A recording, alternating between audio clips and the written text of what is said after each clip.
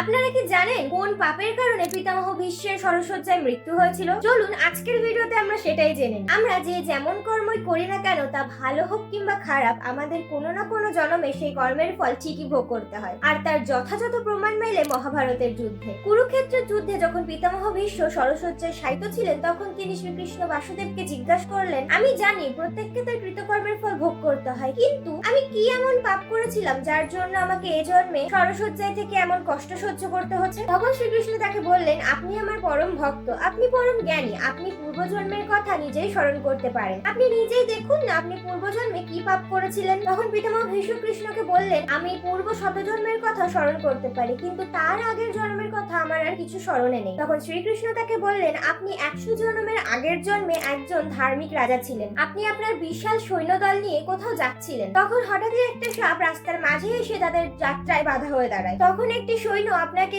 সেই অবস্থায় কি করণীয় তা জিজ্ঞেস করলে আপনি তাকে উত্তরে বলেছিলেন সাপটিকে একটি লাঠিতে করে পাশের জঙ্গলে ফেলে দিতে। সেই সৈন্যটি আপনারই কথা মতো কাজ করেছিল, কিন্তু সেই সাপটি জঙ্গলের মধ্যে একটি কাঁটাঝোপের মধ্যে পড়ে গিয়েছিল। সে যত সেই কাঁটাঝোপ থেকে বেরোনোর চেষ্টা করছিল, সেই কাঁটাঝোপের মধ্যে আরো জড়িয়ে কাঁটাবিদ্ধ হচ্ছিল। এইভাবে 5 দিন তার সর্বশরীর কাঁটাবিদ্ধ হয়ে সে মারা যায়। তখন পিতামহ ভীষ্ম কৃষ্ণকে বললেন, সাপটি যাতে আমার রথের চাকার নিচে পড়ে মারা না যায়, তাই জন্য আমি সাপটির ভালোর জন্য তাকে ফেলে দিতে বলেছিলাম। তখন কৃষ্ণ পিতামহ ভীষ্মকে বললেন, আপনি সাপটির কি পরিণতি হলো সেটা একবার দেখারও চেষ্টা করেননি, এমনকি তাকে বাঁচানোরও চেষ্টা করেননি। যেহেতু আপনি গত 100 জন্মে কোনো পাপকর্ম করেননি, কিন্তু এই জন্মে দ্রৌপদীর বস্ত্রহরণের অসম্মান প্রত্যক্ষ করায় আপনার সমস্ত পুণ্যকর্মের ফল ক্ষয় হয়েছে, তাই আপনি এই জন্মে এসে 100 জন্ম পূর্বের পাপকর্মের ফল ভোগ করছেন। অর্থাৎ আমরা আমাদের জীবনের যা কিছু ভোগ করে চলেছি তা সবই আমাদের কর্মফল। তাহলে কল্পনা করুন তো, আমরা প্রত্যেক পদক্ষেপে কত পাপ করেছি এবং কত পাপকর্ম করে চলেছি, যার জন্য আমাদের এই জন্মে এবং আগামী কত জন্ম আমাদের কিভাবে সেই পাপকর্মের ফল ভোগ করতে হতে পারে।